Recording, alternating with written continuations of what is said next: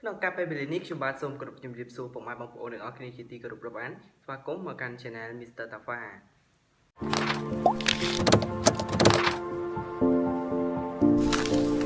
គឺយើងមកធ្វើវីដេអូរួមគ្នាជាមួយនឹងការធ្វើវីដេអូនៅក្នុង Tik Tok ម្ដងទៀតគឺថ្ងៃហ្នឹងគឺខ្ញុំចង់លើកយកវីដេអូថ្មីចង់មកបង្ហាញពុកម៉ែបងប្អូនពី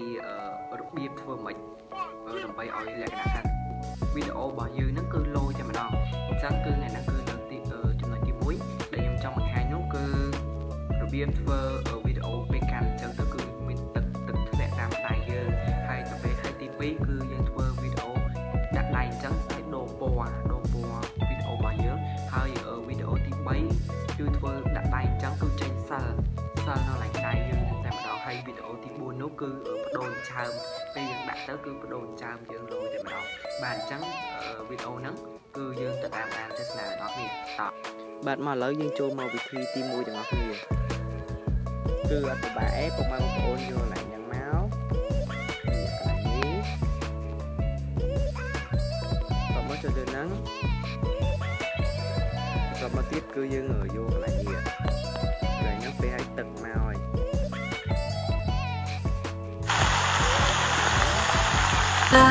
ผิดกับฝันผมเมื่อผมรักพี่เท่าไรจะไม่ใจร้ายได้โปรดเธอพี่รักไว้ทั้งที่รู้มีคนชอบพี่มากมายហើយបាទនេះពុកម៉ែបងប្អូនគឺជាវីដេអូដាក់ចើមគឺអត់ពិបាកទេយើងចូលកន្លែងហ្នឹងមក slow ពុកម៉ែបងប្អូនហើយបន្ទាប់មកយើងយកអាកន្លែងពាក្យនេះហើយយកអានេះចុចឲ្យចំហ្នឹងមកមានចើមនេះឃើញនៅ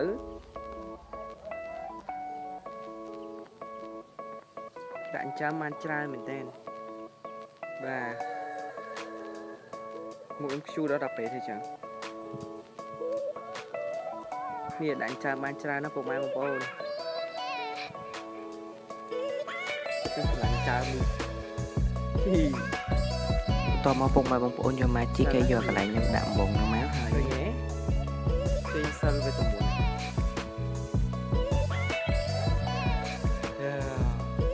យកមានសិលឃើញនៅគឺអាហ្នឹងគេហៅសិលណាហ្នឹងហើយយើងដាក់ទៅមានសិល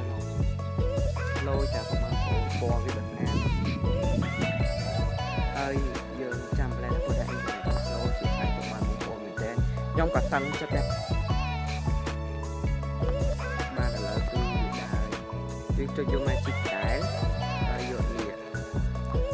ពេលដាក់ដៃទៅគឺចេញពណ៌ហ្នឹងមកច្រើនតែបាទច្រើនពណ៌បាទអរគុណពុកម៉ែបងប្អូនសម្រាប់ការតាមដានវីដេអូមួយនេះខ្ញុំបាទក៏សូមបញ្ចប់វីដេអូត្រឹមប៉ុណ្ណេះបើសិនជាមានកំហុសខុសឆ្គងដោយប្រការណាមួយក៏សូមខន្តីអភ័យទោសដល់ខ្ញុំបាទផងពីខ្ញុំបាទតាហ្វាសូមអរគុណសូមគោរពលា